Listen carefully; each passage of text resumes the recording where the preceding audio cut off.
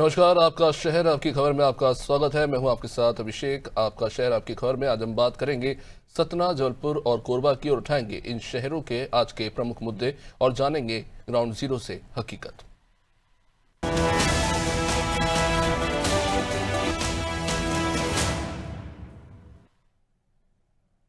तो सबसे पहले बात करेंगे सतना की, जहां पे घटिया सड़क निर्माण को लेकर पीडब्ल्यूडी विभाग पर अब सवाल उठ रहे हैं।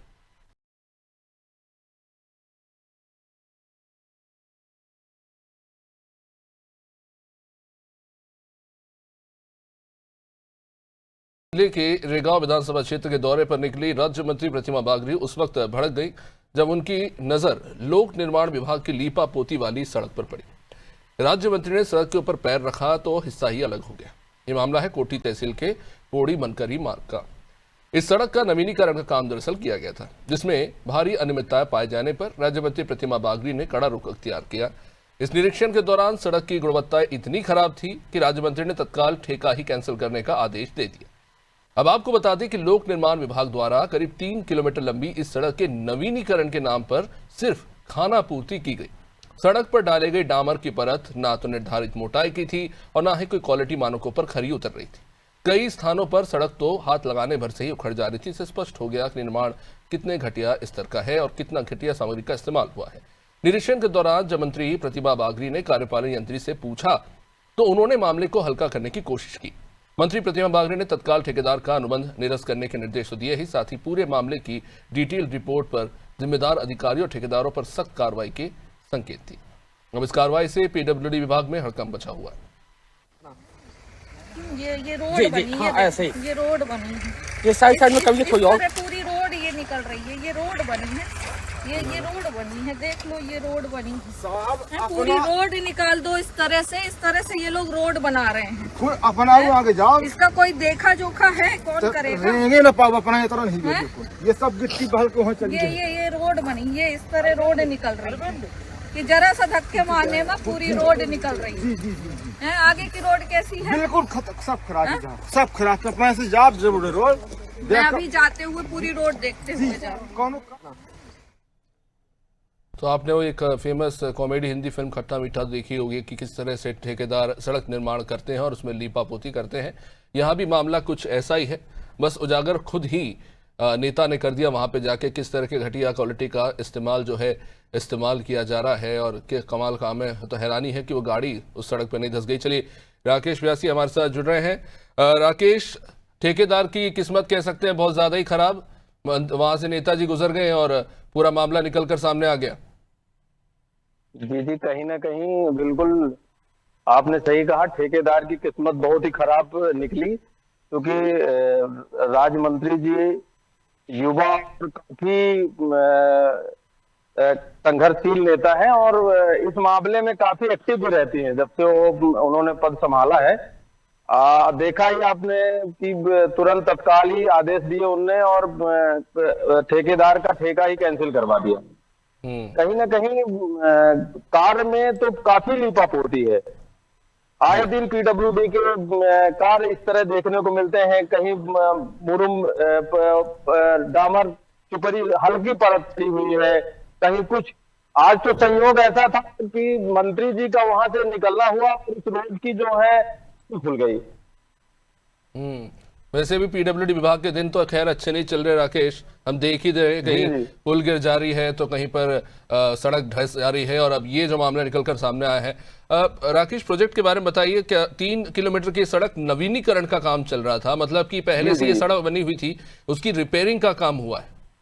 जी, ये कोठी क्षेत्र में पोड़ी मनकहारी मार्ग लगभग 3 किलोमीटर का मार्ग है और नवीनीकरण है। रोड उखड़ चुकी थी, फिर से दोबारा उसमें बनाई जा रही थी, लेकिन उसकी इतनी बदतर स्थिति बनाई जा रही थी कि वो आपने वीडियो में देखा ही कि बिल्कुल अपने क्रम बाई क्रम निकलती जा रही थी। जब उसकी आज ये कंडीशन है तो कितने दिन तक चलेगी?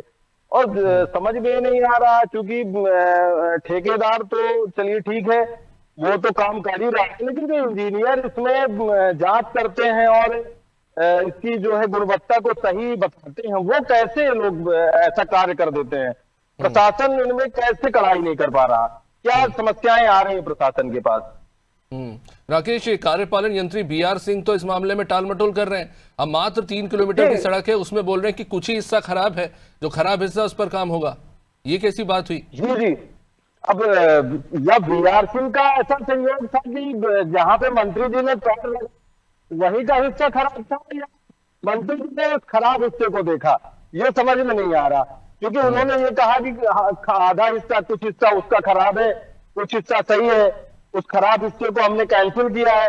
लेकिन उसको क्या माना जाए, क्योंकि जो हमने देखा वो तो पूरी रोड भी जो दिख रही है, पूरी रोड भी खराब दिख रही है। तो राकेश, अभी तो राज्य मंत्री जी पहुंची थी, पर क्या सड़क जो निर्माण हुआ उसके बाद क्या वहां पे आके इंस्पेक्शन किया गया था अधिकारियों के द्वारा, गुणवत्ता की जांच की गई थी? और जब सड़क का निर्माण हो रहा था तब क्या वहां के किसी स्थानीय व्यक्ति ने इस पर आपत्ति नहीं जताई? स्थानीय व्यक्ति ने कोई आपत्ति नहीं जताई, यहाँ तक कि जब मंत्री जी निकल रही थी तभी वहां के लोग जो है मंत्री जी को थोड़ा सा इंस्ट्रक्शन किया कि मंत्री जी यहाँ पे देख लीजिए, और वो मंत्री जी का देखना हुआ। उन्होंने आगे ही बताया कि आगे भी इसी तरह की रोड पूरी बनी हुई है, जो भी बनी है, ये 3 किलोमीटर की रोड बनी है लगभग। राकेश, ठेकेदार का तो ठेका कैंसिल कर दिया, अब राज्य मंत्री ने आदेश दे दिए, लेकिन विभाग के उन कर्मचारियों का क्या? कर्मचारी अधिकारी जिनके ऊपर जिम्मेदारी होती है कि क्वालिटी इंस्पेक्शन किया जाए, इस बात को सुनिश्चित किया जाए कि उन ठेकेदारों को कॉन्ट्रैक्ट मिले जो सही से काम करते हैं, इस तरह से लीपापोती नहीं करते, क्या इन कर्मचारियों पर भी अब कार्रवाई होती दिखेगी? अभी तो आज चूंकि प्रभारी मंत्री जी को भी आना है तो, और बैठक भी है, शायद उसमें कुछ ना कुछ नजर पड़े। कारण होना तो यही चाहिए, इस तरह के ठेका ही नहीं मिलना चाहिए जो इस तरह की गुणवत्ताहीन काम करते हैं, इन काम कर रहे हैं। और कहीं ना कहीं इसमें इंजीनियर की भी बहुत बड़ी गलती है, क्योंकि इंजीनियरों की निरीक्षण में तो काम चल ही रहा है, ठेकेदार जो काम कर रहे हैं उसमें कहीं ना कहीं इंजीनियरों का देखना रहता ही है। और कैसे पास कर देते हैं, कैसे डील हो जाते हैं, इनके पेमेंट कैसे हो जाते हैं इस तरह की घटिया निर्माणों का, ये सोचने एक बात है। राकेश, बड़ी दिलचस्प स्थिति है। बीजेपी की नेता है और अब कांग्रेस के नेता भी कह रहे हैं, कांग्रेस के प्रवक्ता अभिनव बरोलिया कह रहे हैं कि देखिए राज्य मंत्री जी जो है अब अपनी ही सरकार में जिस तरह से काम हो रहा है उस पर सवाल उठा रही है, कहीं ना कहीं इस पर राजनीति भी शुरू हो गई है। अगर घटिया क्वालिटी का काम होगा तो सरकार कोई भी है उसमें तो सवाल उठाना जायज ही है।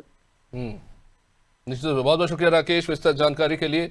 तो ये सड़क की हालत आप देख रहे हैं, मिट्टी और सड़क दोनों मिक्स हो चुके हैं। आप इमेजिन कीजिए यहाँ से अगर एक ट्रैक्टर गुजरा तो सड़क के बीच में ही क्यारी बन जाएगी, चाहे तो आप उस पर धान भी उगा सकते हैं। इस तरह की स्थिति है, निर्माण कार्य वो तो भला हो। राज्य मंत्री प्रतिभा बागरी जी वहां से गुजरी और सड़क को देखा और देखती समझ गई, सड़क को देख के ही समझ में आ रहा है कि इसमें कितनी घटिया क्वालिटी का काम हुआ है, डामर में किस तरह से मिलावट की गई है और किस तरह से पूरा कंस्ट्रक्शन में जो है पैसे बचाने की कोशिश किया है। आप सीधे तौर पर कह सकते हैं कि इसमें घोटाला किया गया है। अब सवाल ये भी उठता है कि वहाँ पे इंजीनियर क्या कह रहे थे, कहीं ना कहीं अपनी गर्दन बचाने की कोशिश करते नजर तो आए हैं, पर जाहिर तौर पर राज्य मंत्री प्रतिभा बागरी ने आदेश दिए हैं। तो अब देखने वाली बात होगी कि PWD विभाग जांच करके किस पर कार्रवाई करता है या सिर्फ जांच के नाम पर खानापूर्ति करके इस मामले को टाल दिया जाता है।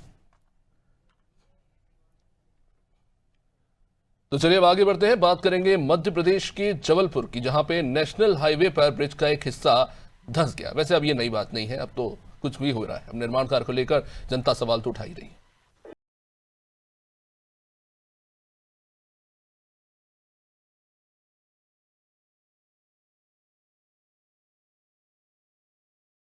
प्रदेश में पुल पुलिया या ब्रिज का ढह जाना अब कोई आम बात नहीं है, अब बेहद ही आम बात ये हो चली है। Bhopal Jabalpur national highway number 45 पर बने ब्रिज का एक हिस्सा धंस गया। यह हाईवे जबलपुर के शहपुरा भटौनी से होकर गुजरता है। शहपुरा से लगे इस ब्रिज पर बीते करीब बताया जा रहा है 6 महीने से एक लेन पर निर्माण में सुधार कार्य चल रहा था और इसी वजह से छोटे और बड़े वाहनों का आवागमन वन वे से कराया जा रहा था। नतीजा ये कि जो एक लेन था वो भी रह गया। ब्रिज निर्माण में अब घटिया क्वालिटी के मटेरियल के उपयोग के आरोप तो लग ही रहे हैं। ब्रिज की सपोर्टिंग दीवार का एक बड़ा हिस्सा जर्जर होकर ढह गया है। अब इस घटना के बाद हाईवे पर आवागमन सीधे तौर पे प्रभावित हुआ है। जैसे कि आप जानते हैं कि ये जबलपुर भोपाल हाईवे 45 है, NH। आप देख रहे हैं मेरे पीछे अंधेर नगरी चौपट राजा, ये इस रोड को बने अभी विगत कई साल हुए हैं, और इसकी हालत देखिए आप, ये जर्जर हो चुका है और आम जनता के साथ खिलवाड़ किया जा रहा है। ना जाने कब किसकी मौत हो जाए। यह पूरी तरह जर्जर हो गया है एक तरफ से, और एक तरफ इनने जैक लगा के इसको चालू कर दिया गया है। या इसकी मरम्मत सही तरीके से की जाए, और मैं ये चाहता हूँ कि इसके अधिकारी इसकी जांच करें, जिसने भी इस ब्रिज को बनाया है, और इंजीनियर के ऊपर कार्रवाई हो, क्योंकि आम पब्लिक के साथ कुछ भी हो सकता है और प्रतिदिन यहाँ एक्सीडेंट होते हैं। अभी इन्होंने जैक लगा के इस ब्रिज को चालू कर दिया गया है और यदि इसको सुधार कार्य नहीं होता है, कब से यह लगभग कई महीने हो चुके हैं, इसकी जर्जर हालत हो चुकी है। मरम्मत के नाम पर इन्होंने वन साइडेड चालू कर दिया है और दूसरी तरफ में इन्हें जैक लगा के चालू किया है। टोल इन दोनों तरफ का लिया जा रहा है आम पब्लिक के साथ। ना लाइट की सुविधा है, ना किसी प्रकार की कोई सुविधा है, और टोल दोनों तरफ से लिया जाता है। लाखों रुपए का घोटाला हुआ है। तो हम चाहते कि ये जो इंजीनियर हैं या जो भी अधिकारी, उन पर कार्रवाई। अभी कुछ ही वर्ष पहले ये ब्रिज बने हैं और जो करीब कुछ माह से ये ब्रिज ऐसा ही पड़ा है, इस पर कोई भी अधिकारी ध्यान नहीं दे रहा। हम चाहते हैं कि इस ब्रिज को उच्च अधिकारी इसकी जांच कर और जो भी दोषी है उन पर सख्त कार्रवाई हो। परेशानी जाती है एक लाइन चालू, इसकी परेशानी ये जाती कि सिंगल लेन चालू है, एक लेन, जिसमें आए दिन दुर्घटना घट रही है। ना किसी प्रकार से जब से ये ब्रिज बने, ना किस प्रकार की कोई लाइट है, ना किस प्रकार की कोई सुविधा है, और टोल बराबर लिया जा रहा है। आप देख सकते हैं कि ये भ्रष्टाचार की भेंट चढ़ चुका है। ब्रिज जैक लगा के एक साइड को चालू किया है, जबकि आए दिन एक्सीडेंट हो रहे हैं। अधिकारी क्योंकि मिली भगत से करीबन ये 5 साल से बना हुआ है, 5 साल भी ढंग से नहीं चल पाया, और ये देख सकते हो आप इसकी दुर्दशा क्या हो गई है, जैसे कि आप जान। तो ये मामला बेहद गंभीर है। इतना बड़ा प्रोजेक्ट जिस ठेकेदार को दिया गया, उसने इतनी खराब गुणवत्ता का काम किया है कि जो ब्रिज है उसकी सपोर्टिंग वॉल ही ढह गई। अब सपोर्टिंग वॉल का काम क्या होता है, हम आपको वो भी बता देते हैं। दरअसल क्या होता है कि जब हमें कोई बाईपास निकालना हो या किसी रेलवे पुल के ऊपर से हमको अगर सड़क गुजारनी हो, तो हम क्या करते हैं, उस जगह को ऊंचा करने के लिए उसमें मलबा भरते हैं और उस मलबा को एक जगह इकट्ठा रखने का काम करता है सपोर्टिंग वॉल। लेकिन ठेकेदार साहब ने इतना कमाल का काम किया कि वो सपोर्टिंग वॉल ही ढह गई और इसी के साथ पूरी की पूरी सड़क और उसका मलबा बिखर के जिस तरह से आप देख रहे हैं तस्वीरों में पड़ा है। अब इतने बड़े प्रोजेक्ट में इस तरह की स्थिति है कि देखिए जैक ला के कहीं ना कहीं काम चलाना पड़ रहा है, और ऐसे में अब यहाँ पे आवागमन को रोक दिया गया है ताकि रायसेन वाली घटना ना हो जाए, क्योंकि वहां पे भी मरम्मत का काम चल रहा था और उसी बीच पुलिया ढह गए, जिसमें बाइक सवार कई सारे लोग जो है मलबे में दब गए थे। अब यहां पे भी ऐसी स्थिति ना बने, इसमें आवागमन को रोक दिया गया। बड़ा सवाल ये है कि इतनी महत्वपूर्ण सड़क Bhopal Jabalpur national highway number 45 वहां पर बना हुआ अगर ये पुल इसकी ये हालत है, तो अपने आप में सवाल उठता है कि किस तरह का क्वालिटी का काम हो रहा है, किस मानक का काम हो रहा है। अब इस पे ठेकेदार के ऊपर ठीकरा फोड़ देना भी पूरी तरह से ठीक नहीं है। विभागीय अधिकारी क्या कर रहे थे, क्या प्रॉपर इंस्पेक्शन नहीं किया गया, क्वालिटी इंस्पेक्शन क्या क्यों नहीं हो रही है, और इस तरह की घटनाएं लगातार क्यों हो रही है, समझने की कोशिश करेंगे इस वक्त वहां पे क्या स्थिति है। सोमनाथ, सबसे पहले तो जानना चाहेंगे कि ये जो ब्रिज बना है, जो धंस गया है, खैर वो कितना पुराना है, कितने समय से उसमें मरम्मत का काम चल रहा था, और जहां पे ये जो नुकसान हुआ ये कितना बड़ा नुकसान है? देखिए बता दें कि भोपाल जबलपुर नेशनल हाईवे 45 पर ये बना हुआ है और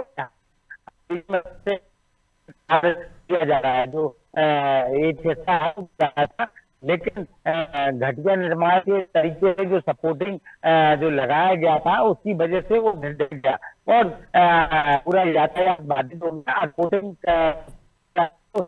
चालू किया जाए, लेकिन अभी भी जो वहाँ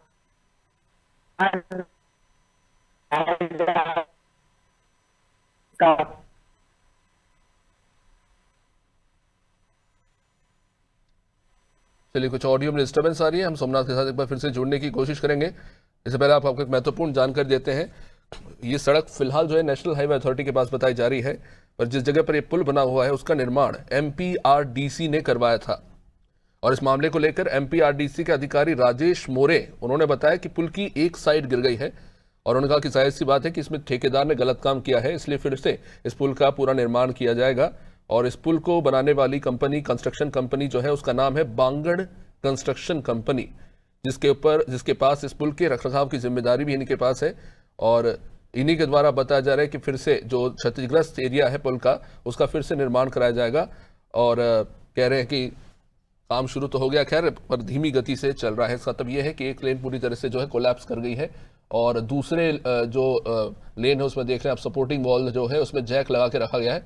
नहीं तो अनुमान ये भी है शायद कि इस बात की भी आशंका जताई जा सकती है कि दूसरे लेन की सपोर्टिंग वॉल भी ढह जाएगी और ऐसे में और भारी नुकसान हो जाएगा। अपने आप में एक बड़ा सवाल ये भी है कि 6 महीने से मरम्मत का कार्य चल रहा है और कहीं ना कहीं ये सवाल है कि क्या सिर्फ कंपनी के ऊपर ठीकरा फोड़कर अधिकारी अपने आप को बचाने की कोशिश कर रहे हैं।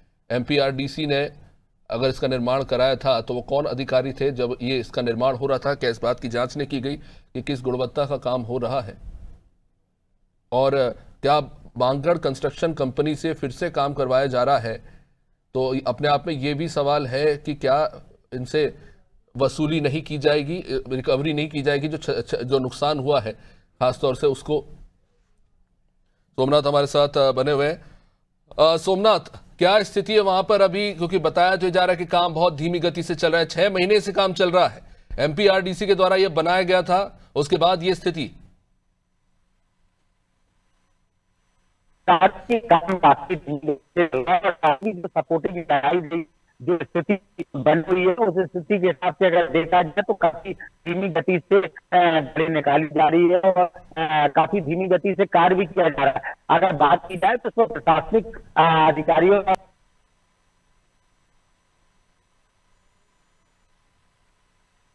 लगता है संपर्क नहीं हो पा रहा है सोमनाथ। तो खैर अब देखना होगा कि इस मामले को लेकर आगे क्या कार्रवाई की जाती है।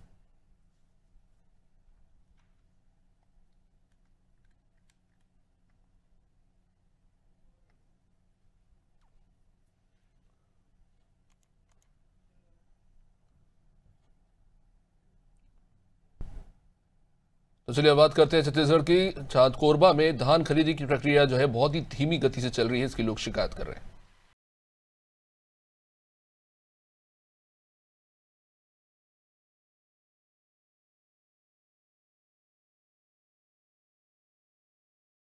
समर्थन मूल्य पर धान खरीदी का काम लगातार जारी तो है, लेकिन खरीदी की निर्धारित लिमिट कम होने के कारण प्रक्रिया काफी धीमी गति से चल रही है। बीते 1 महीने में जिले में केवल 6,45,000 क्विंटल धान की खरीदी ही हो पाई, यानी कि हर दिन सिर्फ 46,000 क्विंटल धान खरीदी की लिमिट तय की गई है। 19 जनवरी तक ऑनलाइन टोकन कट चुके हैं और नए किसानों का टोकन फिलहाल नहीं कट पा रहा, क्योंकि जो पहले के टोकन कटे हुए हैं वही नहीं संभाल पा रहे। तो किसानों को परेशानी तो जाहिर तौर पर बढ़ी रही है। वह जिला प्रशासन ने किसानों की समस्या को देखते हुए शासन को लिमिट बढ़ाने का प्रस्ताव तो भेजा है। अधिकारियों के मुताबिक जिले में सुचारू खरीदी के लिए हर दिन करीब 95,000 क्विंटल धान खरीदी की लिमिट की आवश्यकता है। तो देखिए बताया तो ये जा रहा है कि 95,000 क्विंटल लिमिट की आवश्यकता है, लेकिन हर दिन खरीदी हो रही है 45,000 क्विंटल। तो जाहिर तौर पर अब किसानों के लिए एक बहुत बड़ी चुनौती हो जाती है। इतने बड़ी संख्या में जब वो धान लेके धान खरीदी केंद्र पहुंचते हैं उसको लेकर अब जहां एक तरफ स्थानीय प्रशासन और सरकार दावा कर रही है कि एक बहुत ही सुचारू सिस्टम बनाया गया जिसमें ऑनलाइन टोकन सिस्टम की पूरी व्यवस्था की गई है और एक लिमिट सेट किया गया है। ये लिमिट को लेकर शिकायत जो है सिर्फ एक क्षेत्र से नहीं, कई अलग अलग क्षेत्र से भी आ रही है।